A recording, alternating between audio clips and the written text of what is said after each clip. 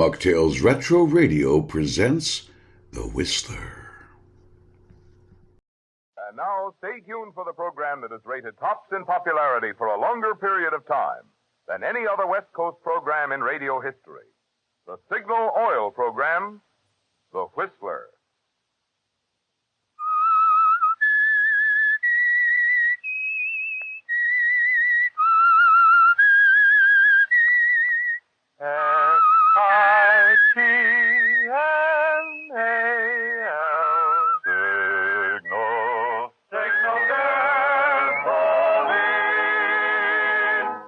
Signal, the famous Go Farther gasoline, invites you to sit back and enjoy another strange story by The Whistler.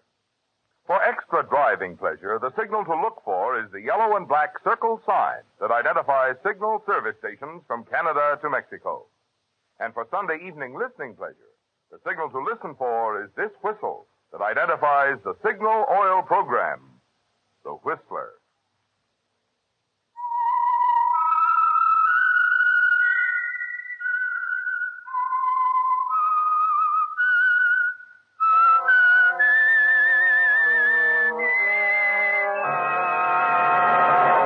I am the Whistler, and I know many things, for I walk by night. I know many strange tales hidden in the hearts of men and women who have stepped into the shadows. Yes, I know the nameless terrors of which they dare not speak. And now for the Signal Oil Company, The Whistler's strange story. Appointment for murder.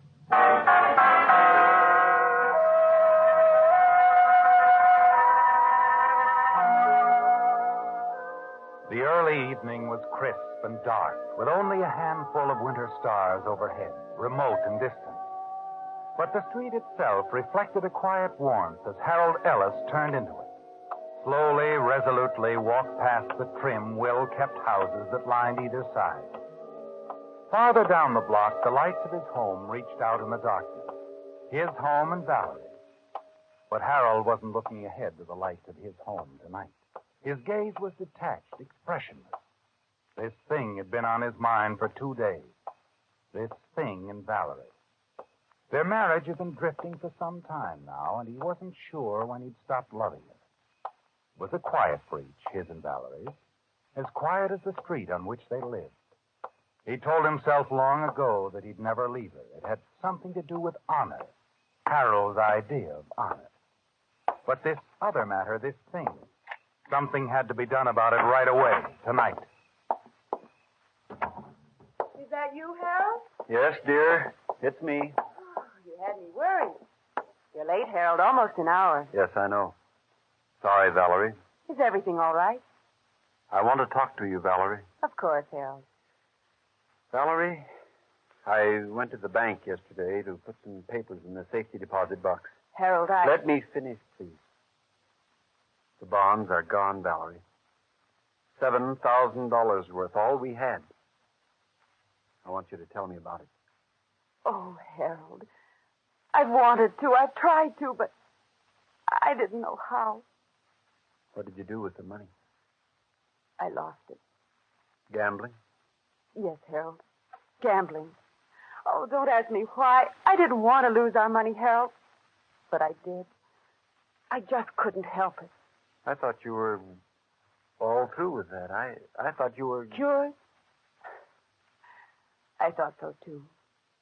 But, well, I guess I'm not.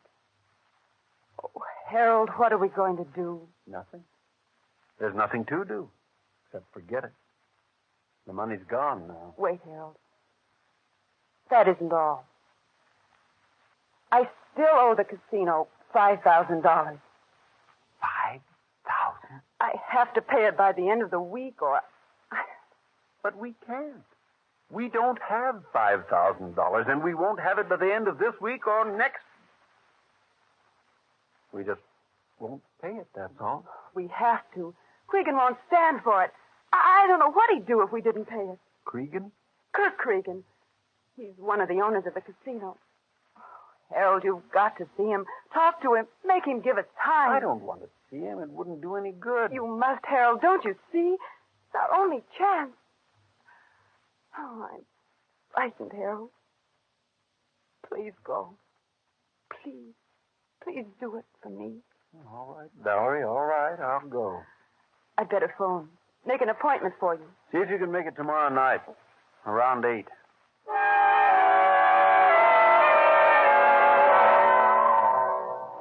The following evening at 8, you arrive at the casino. It's like another world to you, isn't it, Harold? A sudden maze of faces, some intent, harried, others flushed with frantic, unreal smiles. The man who greeted you at the door is motioning you toward another door at the back of the casino, and you follow him. You did say you wanted to see Mr. Cregan, not Mr. Layton. Cregan, Kurt Cregan. He's the owner, isn't he? He's one of them. Layton's the other. It's Mr. Cregan I'm looking for. Okay. This is his office. Mr. Ellis to see you, Mr. Cregan. Come in, Mr. Ellis. I'll be off, please. Okay. You look around the office, Harold. Not at all what you expected. It looks like the office of any well-established business executive, doesn't it? And Kurt Cregan is a surprise, too. He might be a business executive or a professional man. Sit down, Mr. Ellis. Tall, attractive, graying at the temples. He looks you straight in the eye and smiles like the family doctor, perhaps. Only one thing about him seems out of the ordinary. You notice he's wearing gloves, skin-tight gloves. You stare at him, and Kurt quickly answers the question that you haven't asked. The gloves seem strange to you? Oh, sorry, I didn't mean to stare. Forget it. Everybody does. They're doctor's orders. Trying to beat a skin irritation. Hope to get them off soon. Now then, Mr. Ellis. Well, my wife, I understand she owes you $5,000. That's right. Would you care for a drink? No. No, thanks. About the $5,000, Mr. Cregan, I can't pay it. I don't have it.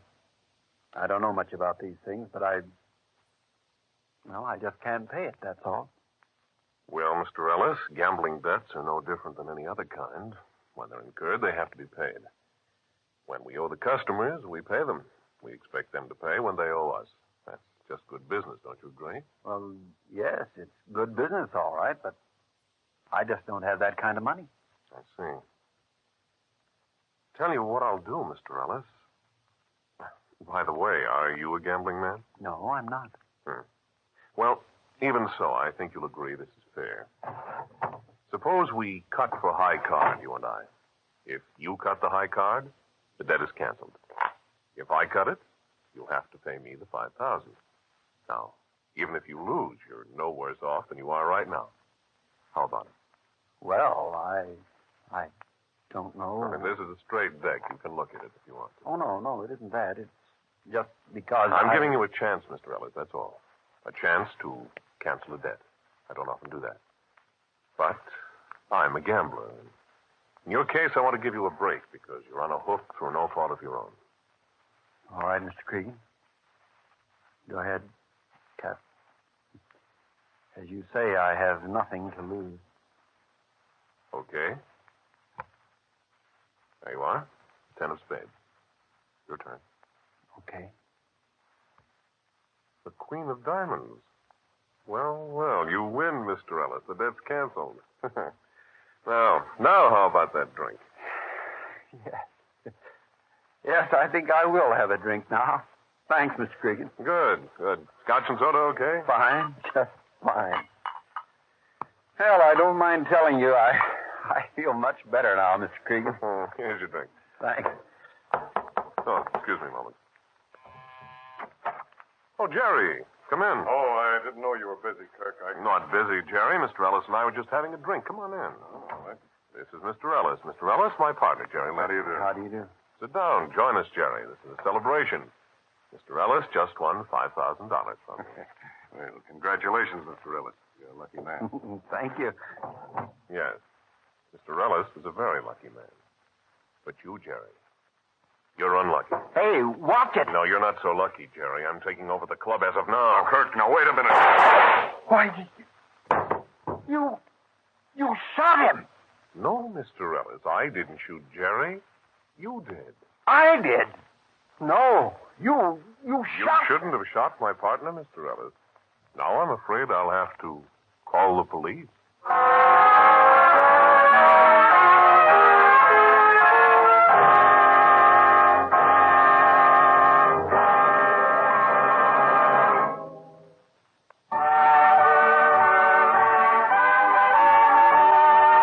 Tonight's $20 Signal gasoline book goes to Earl Dixon of Salinas, California, for this limerick. After hearing the Whistler one night, we tried Signal, and to our delight, we find that our car now goes farther by far, which proves the announcer is right. Signal gasoline. Your car will go far with Go Farther gasoline. When tonight's limerick writer said he had tested Signal's mileage and found the announcer right, it was mighty sweet music to my ears. Yes, although Signal has long been famous as the Go Farther gasoline, we're always happy to hear when someone puts Signal to the test. For we know that in addition to Signal's good mileage, you'll also discover quick starting, peppy pickup, and smooth power. That's because mileage and performance naturally go hand in hand. You get all the things that makes driving more pleasure when you switch to Signal, the famous Go Farther gasoline.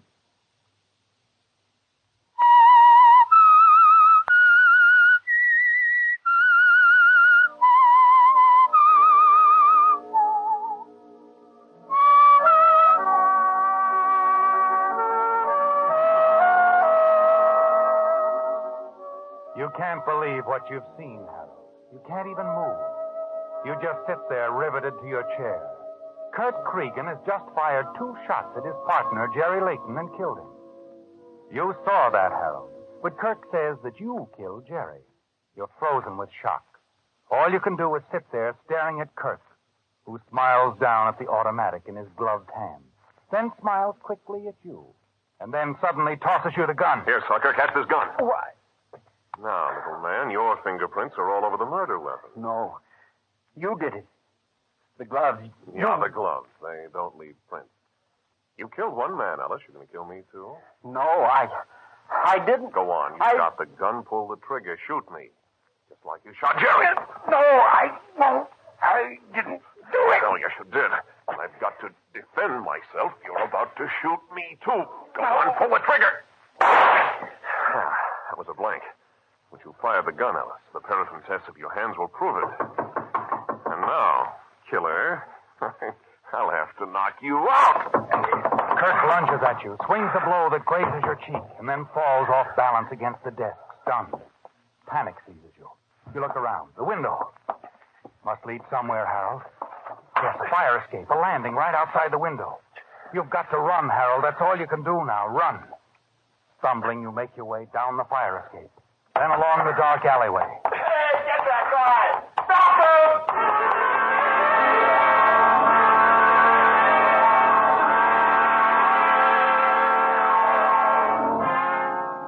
Yes, Harold, all you can do is run. Run into the night until finally you stagger into a darkened doorway to catch your breath.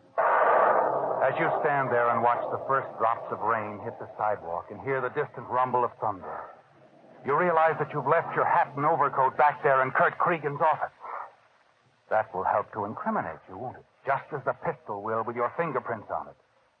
And it's your hand that has the microscopic gunpowder blasted into the skin. The paraffin test will show that you and not Kirk fired that gun.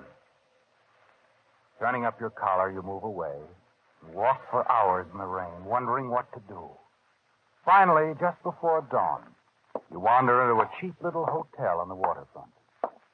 The lobby is deserted. At the desk, you ring the night bell. As you stand waiting, your eyes fall on a midnight copy of the morning edition. Gambler shot by irate husband. Please seek insurance man for murder of Jerry Layton. Dead man's partner tells of quarrel over gambling debt. What's on your mind, mister? What? You look up from the paper. A man, unshaven, sleepy-eyed, wearing a soiled gray bathrobe, approaches you. I'd like a room, please. Okay. You got any luggage? No. You have to pay in advance. How much? $1.50, front room. Here you are. Okay. Here's the key. Thank you. Just a sec. Got it registered. Oh. Just sign your name here. Yours or anybody else's, I ain't particular. Just as long as you sign a name. That's fine, Mr. Farnsworth. By the way, where'd you get the fat lift, Mr. Farnsworth? What? The fat lift. You've been in a fight? Oh, my lift. No, I... Sure. Room 219, one flight up. 3 doors down the hall on your left.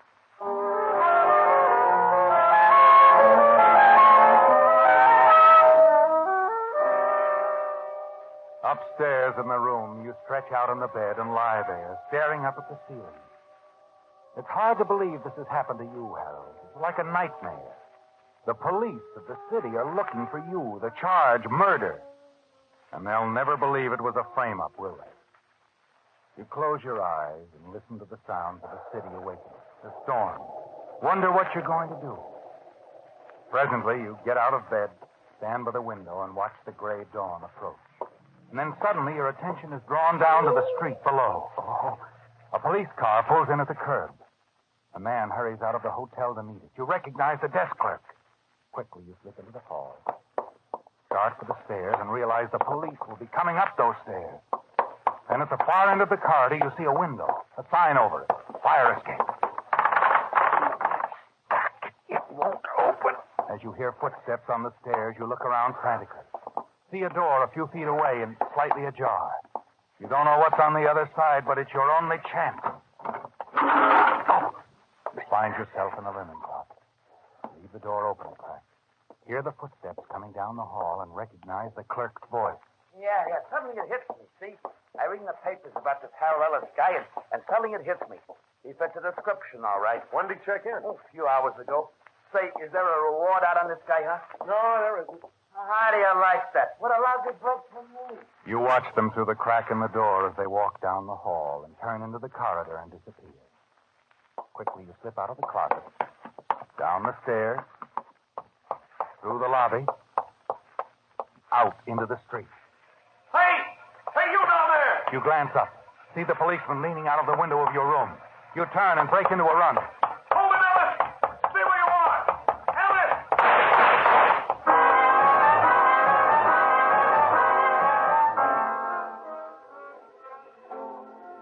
That was close, wasn't it, Harold? For a moment, you were trapped. You make your way to the railroad yards and find an empty boxcar. For the rest of the day, you remain there, huddled behind the big packing cases and not daring to move. You know the police are out there somewhere in the railroad yards looking for you. You wait for darkness and a chance to slip away.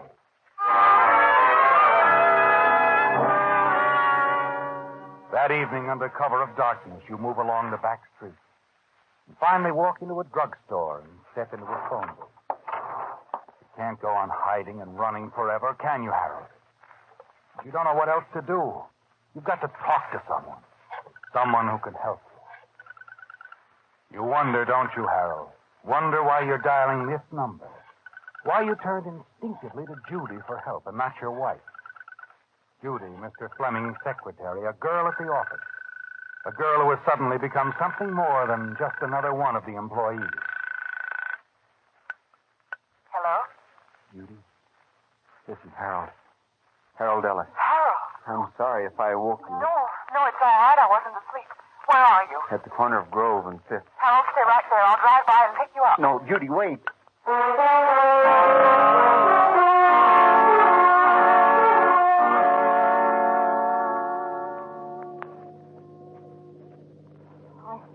I don't know quite what to say, Harold. You should turn yourself in, I suppose, yet... The police wouldn't believe me. Can you blame them? But you didn't kill Leighton. Oh, Harold, I wish I knew what to do. Maybe it's as simple as, well, running. Harold, Yes? whatever you decide, I'll help you any way I can. Money, my car. Thanks, Judy. Here we are in my apartment house. Come on, Harold. No. No, Judy, I'm not going with you. What's wrong? I can't do it, Judy. It isn't right. I can't implicate you in this. Oh, Harold, I don't care. Well, I do. I don't want you to get mixed up in this mess. Goodbye, Judy, and thanks for everything. Oh, no, I wait. guess the ride, our little talk, did me some good. Judy, I'm tired of running. Now I know what I've got to do. You're going to give yourself up? Yes. But first, I'm going to have a little talk with Kirk Cregan. So long, Judy.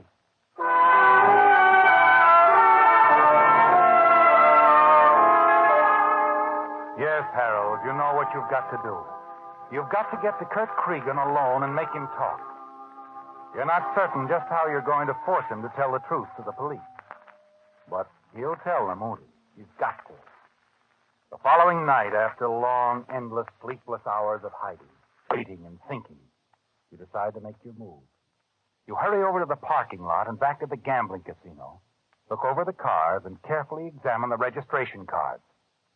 You find Cregan's dark convertible, ease into the back, and lie flat on the floor.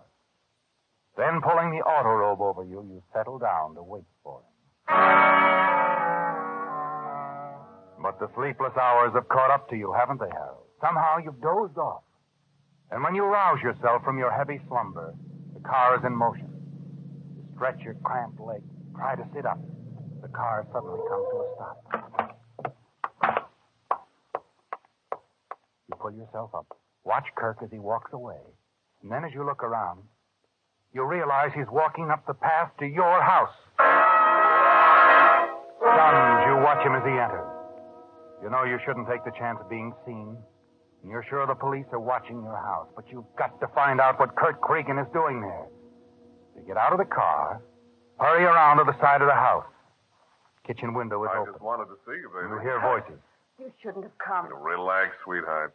The cops aren't covering this place anymore. Harold wouldn't be stupid enough to show up here. They know it. All right, all right. When you shot Jerry Layton, why didn't you hold Harold at the club until the police got there? Well, he was a little too fast for me. But don't worry, they'll get him. He's a dead pigeon. It'll all work out just the way we planned it, baby. Are you sure? Well, what do you mean? I think you've played me for a sucker, that's all. And now that you've got what you want, what you really wanted all the time, the club all to yourself, you're going to walk out on me. Oh, baby, how can you say that? Because I just found out you've been going around with another woman. Oh, no, honey. You deny it? You're all wrong. Believe me, all wrong, Val. You move away from the kitchen window, Harold. You've heard enough, haven't you? Besides, you can't take the chance of staying around your house any longer. Valerie and Kirk, they planned it together to frame you for murder, to get you out of the way. It's all quite clear now, isn't it? Her story of losing $5,000, making the appointment for you to meet Kirk at the club. You move quickly around to the back of the house, to the porch. Only a few feet away from you now, Harold, is the closet. And in that closet, your old hunting rifle. You can use it, can't you? Kill them both for what they've done to you. Suddenly you stop, 1 foot on the step, and stand there in the darkness for a moment. Then you close the door again and turn away. You can't do it, can you? In spite of what they've done to you, you just can't kill.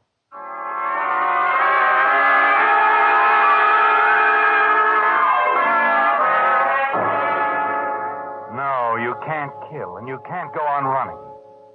An hour later, you decide the only thing to do is to turn yourself in. Police Department, 3rd Precinct Station, Sergeant Gross. Yeah. Yeah. Give me that again. Oh, okay. Okay, right, Lieutenant. Oh, someday that guy's gonna drive me. Oh. Well, what can I do for you, sir? I want to give myself up. Oh? My name is Harold Ellis. You've been looking for me. Harold Ellis, huh? Yeah. Yeah, we sure have been looking for you, Mr. Ellis.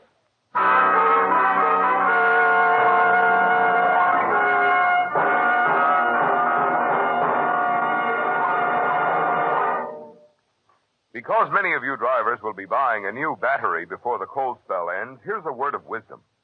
When you compare the cost of various batteries, remember this. The important thing is not the first cost, but the cost per month, which of course depends on how long the battery lasts. Measured by that yardstick, one of today's most economical batteries is the new Extra Long Life Signal Deluxe battery. Instead of being guaranteed for only 12 or 18 months like ordinary batteries, the new Signal Deluxe batteries are guaranteed a full 30 months on a service basis. And so that you'll enjoy quicker cold weather starting, Signal Deluxe batteries deliver up to 35% more power because their improved type microporous all-rubber separators hold twice as much acid solution between the plates. Now, these are just two reasons why, before you buy any battery, you'll be wise to get your Signal dealer's trade-in offer for your old battery, plus his convenient credit terms. Prove it for yourself that on a per-month basis, it actually costs less to enjoy the quicker starting and long dependability of today's finest battery, a Signal Deluxe battery.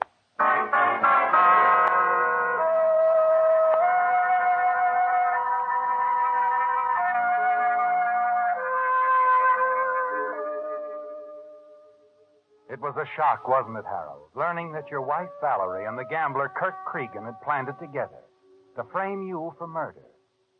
As you listened outside your kitchen window and heard them talking about it, you wanted to kill them both, didn't you? Yet somehow you couldn't. So you hurried away, and finally you'd made up your mind to give yourself up. Now you stand in the police station facing the desk sergeant. Yeah. We've been looking for you all right, Mr. Ellis. I don't suppose anyone will believe me, but I didn't kill Leighton. We know you didn't. What? We've already got Leighton's murderer. You have who? Kirk Cregan, the gambler. He's at the emergency hospital right now.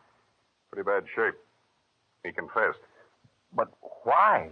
If he was in the clear, if the police were looking for me... He got into an argument with his girlfriend.